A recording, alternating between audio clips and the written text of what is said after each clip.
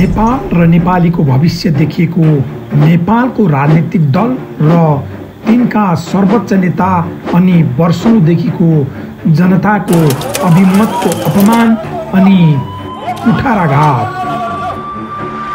अबको विकल्प र भविष्य अनि विश्वास एउटै मात्रै समाधान, स्वागत नेपाल। राइट टु रिजेक्ट अनि राइट टु रिकल, वो हुन् स्वागत नेपाल। नेपालमा सबैभन्दा पहिला आजभन्दा झन्डै 12 वर्ष अघि राजनीतिक दलको गुण्डा फटा अनि डन र खराब मान्छेहरूलाई चुनावमा उम्मेदवार बनाउँदा जनताले भोट हालेरै बहिष्कार गर्न पाउने अधिकार, राइट टु रिजेक्ट स्थापित गर्न सर्वोच्च अदालतमा रिट हालेर आवाज उठाउने व्यक्ति हुन् स्वागत नेपाल।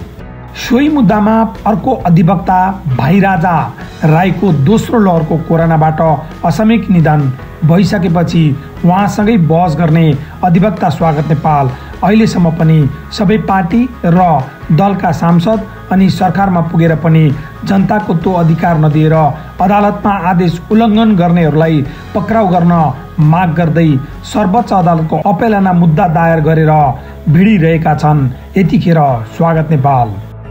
नेपालमा चुनाव जितेर गएपछि जनताको बाचा गरेको काम पूरा नगर्ने वा खराब काम गर्ने व्यक्तिलाई जनताले भोट फिर्ता मागेर पदबाट बर्खास्त गर्न पाउने अधिकार अर्थात् राइट टु रिकलको लागि नेपालको सबैभन्दा पहिला अभियान सुरु गर्ने व्यक्ति पनि हुन् स्वागत नेपाल। पार्टीहरूले उठाएका हुन् उम्मेदवारहरू टिकट बिक्री गरेर, यो नेताहरूको प्रतिनिधि हो, जनताको प्रतिनिधि होइन। जनताको साँच्चै प्रतिनिधि बनाउन जनताले रिजेक्ट पनि गर्न पाउनुपर्छ उम्मेदवार गलत भयो भने। नेपालको युद्धको एउटा मोर्चाको कमान्डर कालु उपाध्यायको 13औं सन्तानको रूपमा स्वागत नेपालको परिवार 4 पुस्ता अगाडि काभ्रेको मण्डनबाट राजनीतिक कारणले सर्वशरणसहित देश निकालामा परेको थियो। प्रजातन्त्र प्राप्तिसँगै नेपाल निर्वाचनबाट फर्किएको सोही परिवारमा स्वागत नेपालको जन्म 47 वर्ष अघि झापाको तत्कालीन गरामुनि गाविस वार्ड नम्बर 2 अर्थात् अहिले बिर्तामोड नगरपालिका वार्ड नम्बर 7 12 गरे नेपाल गाउँमा भएको थियो। झापामा जन्मिएर विश्वस्तरका एजेन्टहरूमा काम गरिरहेका स्वागत नेपालले असहाय, गरिब, निमुखा नागरिकहरू, आफ्नै बाबु हजुरआमा र आफन्तबाट बलात्कृत चेलीबेटीहरूको पक्षमा दशकौंदेखि निशुल्क रूपमा मुद्दा हेर्ने काम गरिरहनु भएको छ। बलात्कारपछि 1.5 वर्षसम्म लास समेत नउठाएकी चेलीहरूको पक्षमा लडेर अपराधीलाई जेल पठाउने, अंश दिलाउने, क्षतिपूर्ति भराइदिने कार्यमा लागिरहे पनि उनले धेरै जसो पर्दाभित्रै बसेर काम गरिरहे। यिनीले यो कामहरू गर्दा नेपालमा युट्युब, फेसबुक, ट्विटर जस्ता सामाजिक सञ्जालको पहुँच थिएन। त्यसैले धेरै जनताले उनको बारेमा धेरै थाहा पाउन नसक्नु स्वाभाविकै थियो। उनले आफ्नो खेलाडीहरूको समूह लिएर नेपालको त्यति बेलाको 75 जिल्ला घुमेर चेलीबेटीहरूलाई बलात्कार विरुद्ध आत्मरक्षाको तालिम समेत दिइसकेका छन्। इटा भट्टामा मान्छे पोलेर मारिएका घटनाहरूमा जनताले जाहेरी दरखास्त दिने समेत डराइरहेको बेला उनी ती ठाउँहरूमा पुगेर निशुल्क रूपमा कानुनी परामर्श दिएर जाहेरी दिन प्रेरित गर्दा उनको सवारी साधन तोडफोड समेत भएको थियो। यसै गरी नेपालमा विदेशी संस्कृतिलाई प्रोत्साहन गरेर नेपाली संस्कृतिको तेजोवध गर्ने गरी नेपालको जनताले कर तिरेर खडा गरेको राज्य कोषबाट झन्डै 1 अर्ब रकम खर्च गरेर आइफा अवार्ड गर्न लाग्दा सो आइफा अवार्ड स्वागत नेपाल र उनले नै स्थापना गरेको स्वतन्त्र राष्ट्रिय अभियान आइएनसी नेपालको आन्दोलनबाट रोकिएको थियो। त्यति बेला उनलाई भने झुट्टा मुद्दा लगाएर लामो समय हिरासतमा समेत लिएको थियो। यसै गरी नेपालमा इन्डिया लगायतका देशहरूबाट विषादीयुक्त पदार्थ चेक जाँच नगरी नेपाल भित्राउन सरकारले राजपत्रमा सूचना प्रकाशित गरेर कानुन बनाई खुल्ला गरेपछि त्यस्तो पदार्थले पुरुषहरूमा सन्तान उत्पादनको क्षमता ह्रास गराई निसन्तान हुने लगायतका स्वास्थ्य समस्या रोक्नका लागि उनैले सबैभन्दा पहिला सर्वोच्च अदालतमा रिट दायर गरेर सरकारको सो राजपत्रलाई खारेज गराएका थिए। नेपालका विभिन्न राष्ट्रिय साप्ताहिकदेखि दैनिकको प्रमुख तथा सम्पादकीयको जिम्मेवारी समेत सम्हालेका स्वागत नेपाल विभिन्न टेलिभिजनहरूको प्रमुखको रूपमा समेत काम गरिसकेको अनुभव छ।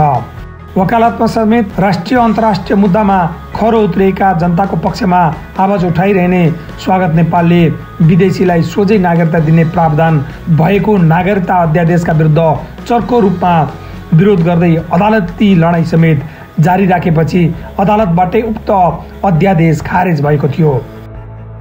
झापाको बिर्तामोड नगरपालिका वार्ड नम्बर 8 स्थित रहेको शुक्ररात प्राथमिक विद्यालयबाट खरी अक्षर सावा अक्षर सुरु गरेका उनले आफ्नो प्रारम्भिक चरणमा माटामा क ख सावा अक्षर लेखेर सुरु गरेका थिए भने झापाको चन्द्रगढी वीरेन्द्र माध्यमिक विद्यालयबाट माध्यमिक तहको अध्ययन पुरा गरेका थिए र मेची क्याम्पसबाट आइएल तथा राजविराज क्याम्पसबाट बिएल र धरानबाट अनि काठमाडौँ युनिभर्सिटीबाट समेत आफ्नो अध्ययन पुरा गरेका छन्।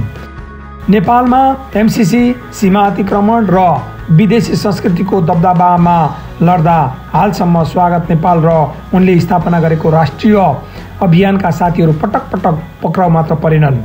लामो समयसम्म हिरासतमा राखिएको थियो र पछि सर्वोच्च अदालतको फैसलाबाट बन्दी प्रत्यक्षीकरणको रिट मार्फत रिहा भएका थिए। उनीहरू जतिपटक रिहा भए पनि पटक पटक फेरि पक्राउ गरी हिरासतमा लिएर चलाइएका मुद्दामा अझै पनि उनीहरू तारेक धाइरहेका छन्। 12 वर्ष अघि नेपालमा उनले जनताले खराब उम्मेदवार बहिष्कार गर्न पाउनुपर्छ भन्दै धेरै साथीहरू लिएर कहिले एक्लै पनि चोकचोकमा जनताहरूलाई सुनाउँदै हिँड्दा उनलाई नेपालका कतिपय वरिष्ठ भनाउँदाहरूले पनि र बौद्धिक विलासिता मानसिक मनोरञ्जन भनेर गिज्याउने गरेको इतिहास जिउँदैछ। कतिपयले त मानसिक सन्तुलन समेत ठिक नभएको भनेर गिज्याएका थिए।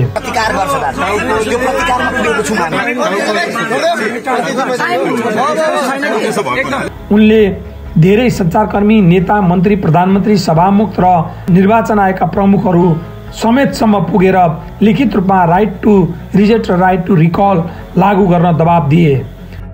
तर सबैले आँखामा पट्टी र मुखमा बुझो अनि कानमा ठेडी खाँदेर बसे र उनको कुरा कहिल्यै पनि सुनाइ भएन। उनको कुरा कसैले पनि सुनेन। आज नेपालमा उनले उठाएको मुद्दा सबै पार्टीहरूले आफ्नो साझा मुद्दा बनाएर गएका छन्। पुराना र नयाँ खुलेका पार्टीहरूले पनि उनले सुरु गरेको एजेन्डालाई नक्कल गरिरहेका छन्। तर उनले सञ्चार माध्यममा राम्रा कुरा सबैले नक्कल गरेको राम्रै हो र नैतिक र वैचारिक रूपमा हाम्रो जित भएको प्रतिक्रिया पनि दिँदै आइरहेका छन्। उनी र उनको समूहले एमसीसीका उपाध्यक्ष फतिमा सुमार नेपाल आउँदा एयरपोर्टमै आफ्नो गाडी तेर्स्याएर बाटो छेक्ने आन्दोलन गरेका थिए। सो समय प्रहरीले कुटपिट गरेर गाडी समेत तोडफेड गरेको थियो भने त्यसपछि एमसीसी उपाध्यक्ष फतिमा सुमार बसेको होटलका कोठाहरू नै पहिले बुक गरेर त्यहाँ भौतिक रूपमा नै भेटेर विरोध पत्र दिन खोज्दा अर्को पटक उनी लगायत दर्जनौं साथीहरू पक्राउ गरी मुद्दा चलाएको अझै पनि मुद्दा चलिरहेको छ। त्यहाँ हामीले पत्र बुझाउन खोज्दा उसले होटलमा बसेको व्यक्तिलाई दिनुपर्ने सूचनाको सिद्धान्तको विपरीत हामीलाई दूतावासका सुरक्षा कर्मीहरू लगाएर पक्राउ गरियो। अहिले पनि हामीले मुद्दा खेपिरहेका छौँ। एउटा गम्भीर दुर्घटनाको कारण धेरै महिनासम्म बैशाखीमा टेकेर मात्र हिँड्न सक्ने भएको बेला समेत उनी लगायत स्वतन्त्र राष्ट्रिय अभियानको जुलुसले नै एमसीसीले लिएको नुवाकोटको रातामाटेको जमिन नियन्त्रणमा लिएर जनतालाई बुझाएको थियो। सो जमिनमा अझै पनि एमसीसीले काम गर्न सजिलोसँग सकेको छैन। यो भूमि अधिग्रहण गरे पनि यो नेपालको भूमि हो र आजदेखि यो भूमि नेपालीहरूले कब्जामा लिएका छन् र त्यसको प्रमाण स्वरूप हामी यो झण्डा गाड्न चाहन्छौँ। उनी झापामा जन्मिएको, पढेको र हुर्किएको स्वागत नेपालले नेपालमा मात्र होइन अहिले विशाल नेपालको मुद्दालाई अन्तर्राष्ट्रिय अदालतसम्म पुर्याउन सामूहिक रूपमा पहल गरिरहेका छन्। उनी सामान्य किसानका छोरा भएकै कारण अहिले पनि झापामा उनी आफ्नो किसान खेती काम गरिरहेका छन्। विभिन्न साहित्यिक अनुसन्धान र पुस्तकका लेखक स्वागत नेपालका धेरै रचनाहरू विद्यार्थीहरूले पाठ्यक्रममा समेत पढ्न पाउने गर्छन् भने उनले नेपाल र विश्वका अन्य विश्वविद्यालय अन्तर्गतका कलेजहरूमा पनि प्राध्यापन गरेका छन्। उनले गरेको एउटा औपचारिक उजुरीका कारण तत्कालीन अमेरिकी राष्ट्रपति डोनाल्ड ट्रम्पले नोबेल शान्ति पुरस्कार नपाएको घटना र नेपालबाट इन्डियन प्रधानमन्त्रीलाई उनका छिमेकी राष्ट्रहरूप्रति लिएको अनुदार नीतिको विरोध गर्दै लेखेको पत्र नेपालभित्र मात्र होइन विदेशमा समेत चर्चित भएको थियो। सादा जीवन उच्च विचारका पर्याय स्वागत नेपालको परिवार नै निरामिष र आध्यात्मिक समाजसेवी पृष्ठभूमिको रहेको छ। उनले 2वटै संविधान सभालाई 75वटा जिल्लाहरूमा घुमेर जनताका आवाज समेटेर जनताको इच्छापत्र बुझाएका थिए। उनले 2047 सालको संविधान बहाल रहेकै बेला पनि पहिलो पटक एउटै व्यक्तिले 2वटा निर्वाचन क्षेत्रबाट चुनाव लड्न पाउनु नभन्ने अभियान नै चलाएका थिए। संविधान सभालाई उनले विश्वका अन्य देशहरूमा जस्तै संविधानमै नेपालको मानचित्र र हामीले दाबी गरेको टिस्टादेखि काङ्गडासम्मको ग्रेटर नेपालको मुद्दा समेत उठाइरहेका छन्। स्वागत नेपाल पछिल्लो पटक विभिन्न सञ्चार माध्यमहरूमा र सामाजिक सञ्जालहरूमा जनताको हितका निमित्त एउटा स्वच्छ, निडर र निडक्क भएर निस्वार्थका साथ लाग्ने एकजना व्यक्ति जब सञ्चार माध्यमहरूले उनको विषयमा प्रचार प्रसार गर्न थाल्यो, त्यसपछि उनीलाई जनताको अभिमत मिल्यो र जनताको इच्छा अनुरूप यतिखेर उनी आफ्नो जन्मभूमि रहेको झापाको क्षेत्र नम्बर 2बाट प्रतिनिधि सभाका निमित्त स्वतन्त्र रूपमा सांसदको उम्मेदवारी दिएका छन्। वर्षौंसम्म नेपाली जनताहरूलाई झुक्याउने, छल्ने र एउटै मुद्दामा पटक पटक अब गर्न सकेनौँ, अब समय दिनुहोस् भन्दै भोट माग्दै आउने नेपालका प्रमुख राजनीतिक दलहरू र तिनका नेताहरूको व्यवहारले अब नेपाल र नेपालीको भविष्य सुरक्षित छैन भन्ने जनताको एकमत आवाजलाई सम्बोधन गर्दै र उनीहरूको माग अनुसार नै यतिखेर स्वागत नेपाल झापाको क्षेत्र नम्बर 2बाट स्वतन्त्र उम्मेदवारीको रूपमा आएका छन्। दान मध्येको सबैभन्दा ठुलो दान रक्तदान, त्यसमा पनि महादान मतदान। मतदान कसैको व्यक्तिगत स्वार्थमा परेर नगरौँ।